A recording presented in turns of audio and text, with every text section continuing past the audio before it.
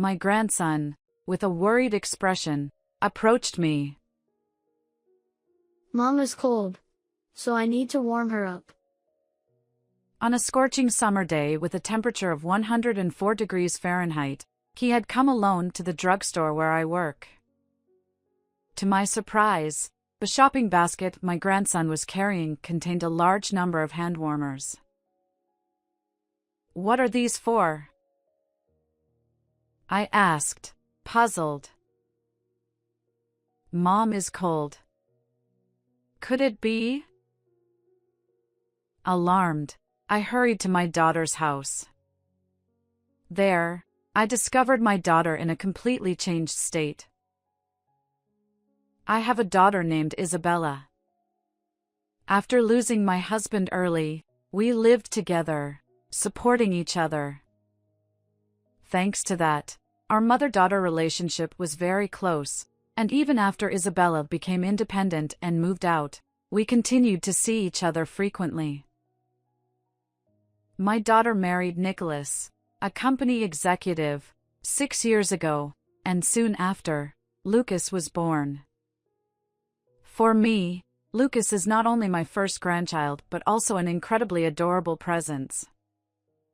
Isabella's family lives about a 15-minute drive from my house. While I worked part-time at the drugstore, I visited their home daily to help with childcare. However, one day, suddenly, the days when I couldn't see my daughter and grandson began. It all started when Lucas turned 5 years old. On that day, as usual, I had made plans to visit my daughter's house. But on the morning of that day, I received an unexpected email from her. "Today, something came up, and I'm sorry, but can we reschedule?" I wondered if Lucas had other plans with friends. Without much thought, I replied, agreeing to the change. However, from that day on, communication from Isabella ceased abruptly. Not only did she decline my invitations, but she also provided various reasons like Lucas has a cold, a friend is visiting, or there's a kindergarten event. It seemed odd that our schedules never aligned. Concerned, I decided to call her. "You seem busy lately. What's going on?" I asked. Isabella replied, "Oh, nothing in particular, really." I offered, "If you need help, I'll come over. I've missed seeing you and Lucas." Her response was curt. "Thanks, but I'll reach out when I need it. I have things to do now." The infrequent phone call was cut short, and Isabella's tone was off. As a mother, it was clear to me that something was amiss. I was troubled, so I decided to call my son-in-law and inquire about my daughter over the phone. "Is this about Isabella?" "Yes, it is. Lately, she suddenly stopped contacting me, and I've been worried about her health." "Nicholas, do you know anything?" After a brief silence, he hesitantly responded, Actually, Isabella expressed a desire to distance herself from you. "What?" She mentioned that your messages were becoming too persistent. Anyway, both Isabella and Lucas are doing well, so please give them some space." With that, Nicholas promptly ended the call. After our conversation, I was in shock and couldn't move for a while. Isabella and I had been close, like friends.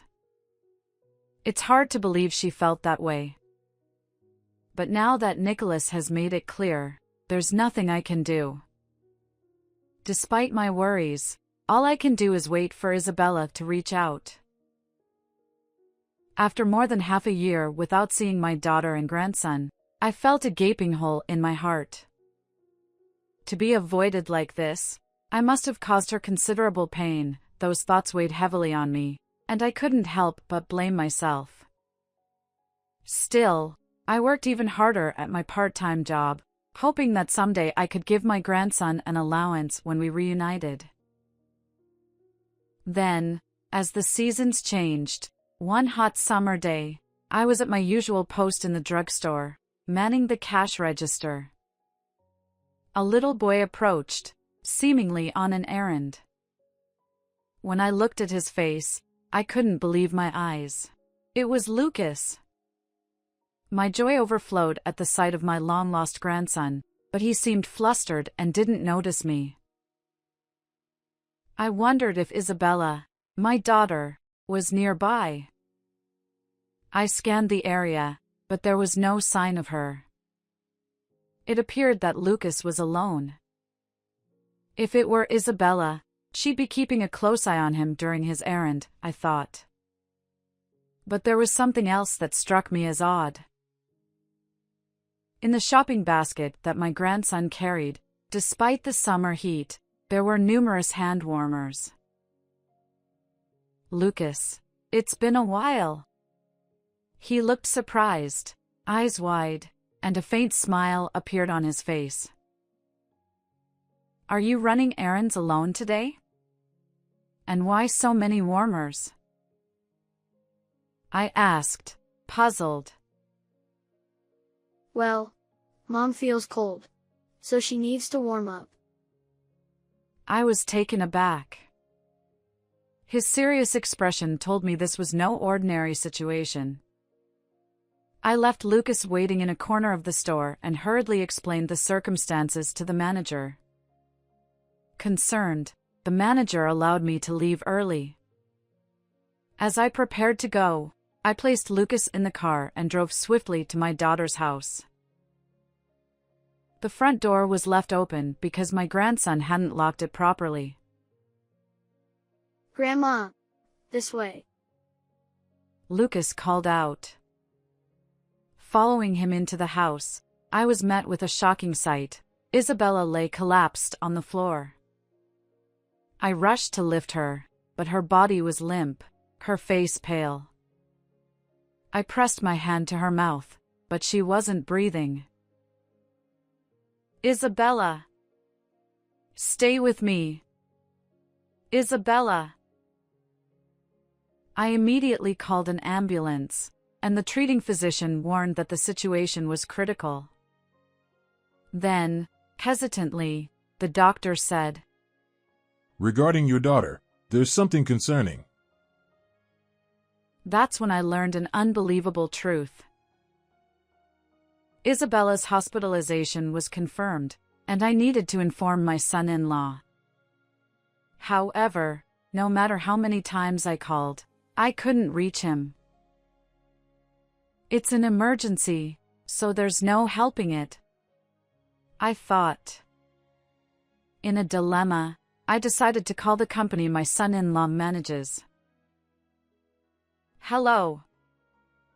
I'm the president's mother-in-law, and I have an urgent matter. Could you please connect me to the president? The employee responded. The president is on vacation with his family overseas. I was taken aback. After all, Isabella and Lucas, who were part of Nicholas's family, were currently at the hospital. What on earth is going on? Despite my confusion, I left a voicemail on my son-in-law's phone, urgently requesting him to call back. Finally, the next day, Nicholas returned my call. Nicholas! Isabella collapsed at home and is currently unconscious in the hospital. His surprised tone echoed through the phone. When I urged him to come to the hospital, he hesitated. I'm currently on a business trip abroad, so I can't return immediately. A business trip? But the company staff said it was a family vacation. I felt suspicious of his contradictory statement. However, I didn't press the issue and simply asked him to hurry back. Then I hung up, ready to rush to Isabella's side. My son-in-law returned from abroad and arrived at the hospital 5 days later. As soon as he saw my face, Nicholas urgently asked, Is Isabella still alive? His choice of words, whether she was still alive, struck me.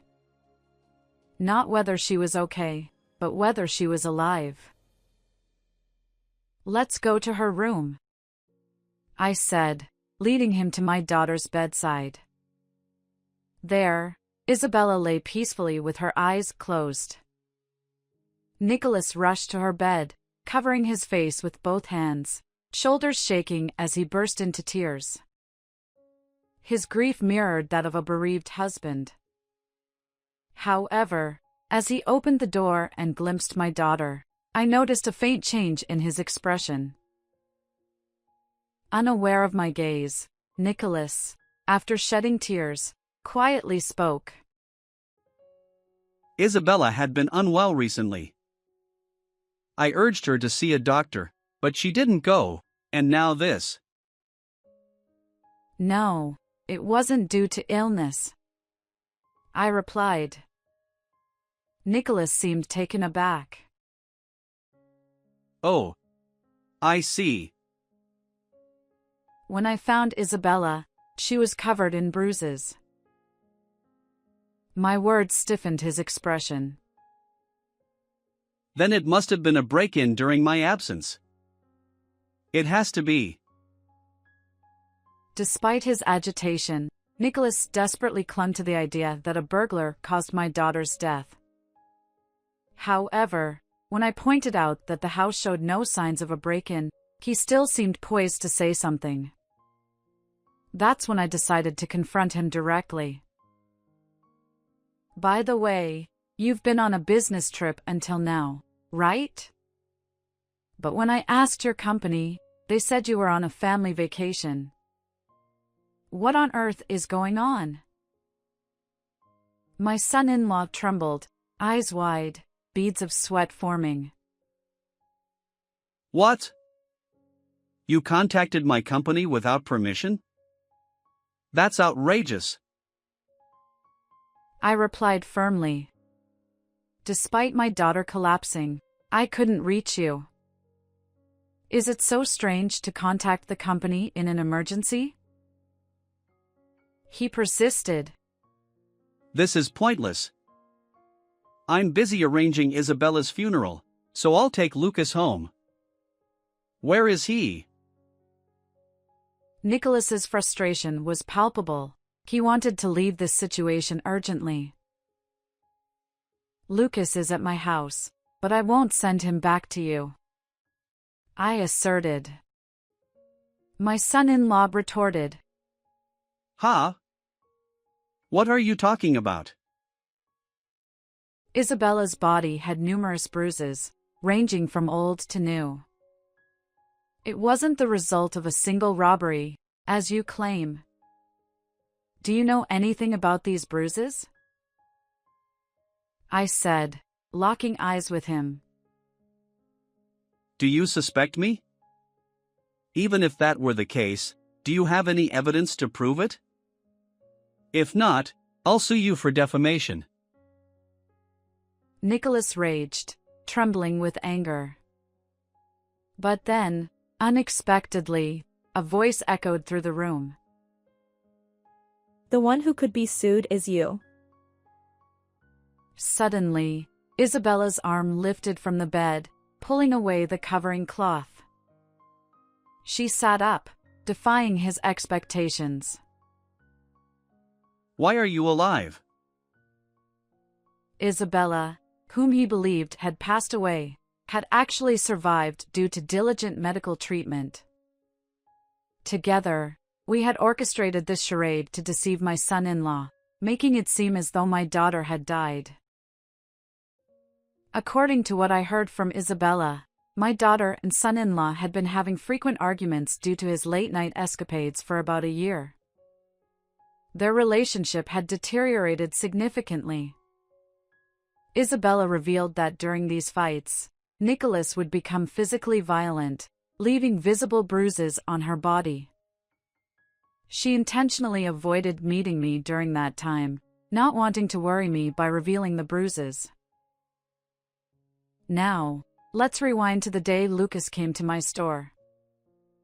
Isabella had discovered Nicholas's lie about being on a business trip when he was actually planning a vacation with his affair partner. She confronted him, demanding a divorce. In a fit of rage, Nicholas mistreated Isabella. He left her unconscious and cold at home, heading off on his trip. It was then that Lucas, their 5-year-old son, woke up, found his mother, and decided to come to my drugstore to buy hand warmers, believing it would revive her. I intend to report this to the police. What? That's an exaggeration. It's not an exaggeration when my life was at risk. I've actually been injured and suffered through this. This is just a regular marital argument. It'll blow over. Nicholas, though flustered by the mention of the police, still tried to maintain his bravado. Seeing this, my daughter and I exchanged glances and nodded in agreement. Even after seeing this, can you still say it's just a marital spat? I confronted my son-in-law, showing him the video on my smartphone. The footage clearly captured Nicholas physically assaulting Isabella during an argument. She had set up the camera as evidence for their divorce proceedings. It doesn't look like a simple argument, does it? I challenged him. Well, watching the incriminating video, my son-in-law lost his ability to deny the truth. He turned pale, trembling, and suddenly collapsed right there. I'm sorry. I was wrong. The affair wasn't serious. It was just a fling. That's why I didn't want a divorce and lost my temper. A fling or not, cheating is still cheating. I can't consider anything other than separating from you. Isabella showed no intention of forgiving Nicholas. Tearfully, he apologized to my daughter, but she pushed him away. Please try to convince Isabella. Now he turned to me, desperate for help.